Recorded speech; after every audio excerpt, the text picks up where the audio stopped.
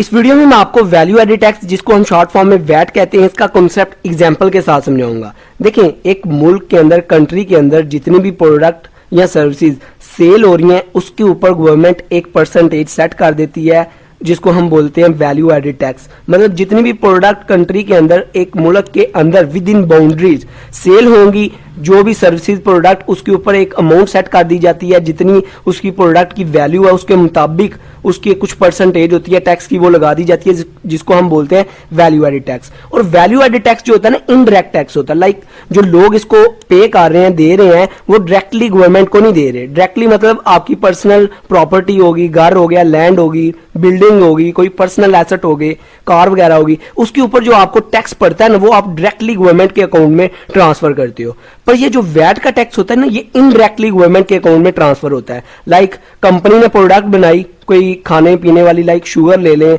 Like कोई आटा ले लें, फ्लोर ले लें, कोई टी ले लें, पत्ती ले लें। तो ये चीजें क्या है, बना के कंपनी जो है ज्यादा सी वो मार्केट में होलसेलर को देगी, वो आगे रिटेलर को, और रिटेलर जो है ना वो फिर कस्टमर को देंगे। तो आखिर पे प्रोडक्ट किसके पास पहुंची? कस्टमर के पास। तो जो प्रोडक्ट की वैल्यू के अंदर, लाइक अगर 100 रुपए की प्रोडक्ट वो सेल कर रहा है रिटेलर शॉप वाला, तो उसके अंदर 10 रुपए वैल्यू एडेड टैक्स भी है। तो भी दुकान वाले ने 100 रुपए की सेल करनी है, जो खरीदार है, कस्टमर है, उसने 100 रुपए की खरीदनी है। तो जो कस्टमर है वो टैक्स दे रहा है। तो इसका मतलब घूम के होलसेलर, डिस्ट्रीब्यूटर और कंपनी, आखिर में टैक्स जो है ना, कंपनी, गवर्नमेंट डायरेक्ट कंपनी को कहती है कि आप हमें टैक्स दें, क्योंकि वो देखती है कितनी प्रोडक्ट बनी है। लाइक 1000 प्रोडक्ट बन के इन्होंने मार्केट में बेची है, तो वो कहती है 1000 प्रोडक्ट की आप जितना टैक्स बनता है वो वैट हमें दे दें। वो डायरेक्टली अभी गवर्नमेंट एक एक कस्टमर के पास तो नहीं ना जाएगी, उसको बोलेगी हाँ आपने इतनी प्रोडक्ट खरीदी है, हमें 10 रुपए हमारे अकाउंट में टैक्स ट्रांसफर करने, तो वो मुश्किल हो जाता है। इसलिए इसको इनडायरेक्ट टैक्स बोला जाता है, जो कस्टमर से आता है, डिफरेंट प्रोसीजर से गुजर के डायरेक्टली कस्टमर गवर्नमेंट को नहीं देता। और ये अभी बात आ जाती है कि वैल्यू एडेड टैक्स गवर्नमेंट लेती क्यों, गवर्नमेंट को क्या फायदा होता है? गवर्नमेंट एज अपना रेवेन्यू, गवर्नमेंट ने अपना सर्किट भी तो चलाना होता है ना। लाइक गवर्नमेंट के स्कूल्स होते हैं, हॉस्पिटल होते हैं, अपने जो एम्प्लॉयज हैं, पुलिस होगी, आर्मी होगी, एयरफोर्स होगी, इंटरनेशनल प्लेयर हो गए क्रिकेट के, हॉकी के, तो उनको सैलरी भी तो देनी होती है ना गवर्नमेंट ने। अपने जो ऑपरेशंस हैं कंट्री के अंदर, उसको रन करना होता है, तो उसको पैसा चाहिए गवर्नमेंट को, तो वो as a value added tax लगा के कुछ लोगों से पैसा इकट्ठा कर लेती है और इससे काम चलाती है। और सम टाइम इस तरह भी होता है, गवर्नमेंट के पास पैसे भी होते हैं पर गवर्नमेंट को पैसे की जरूरत नहीं भी होती, फिर भी गवर्नमेंट वैल्यू एडेड टैक्स लगाती है। अभी आप सोचेंगे क्यों?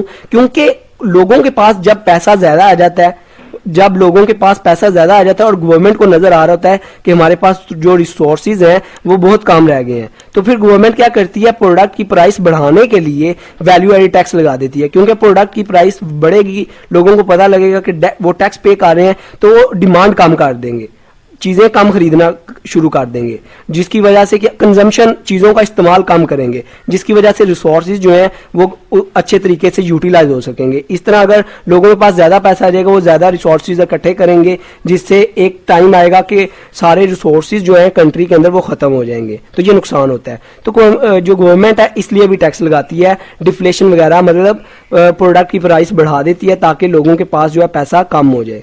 तो ये इसका छोटा सा कॉन्सेप्ट था। और एक और चीज आपको बता दूं, जो वैल्यू एडेड टैक्स है ना, वो खत्म हो रहा है और वो जीएसटी के अंदर कन्वर्ट हो रहा है। जैसे आप एक प्रोडक्ट है, उसके ऊपर सेल टैक्स भी होता है, वैल्यू एडेड टैक्स भी होता है, एक्साइज टैक्स भी होता है।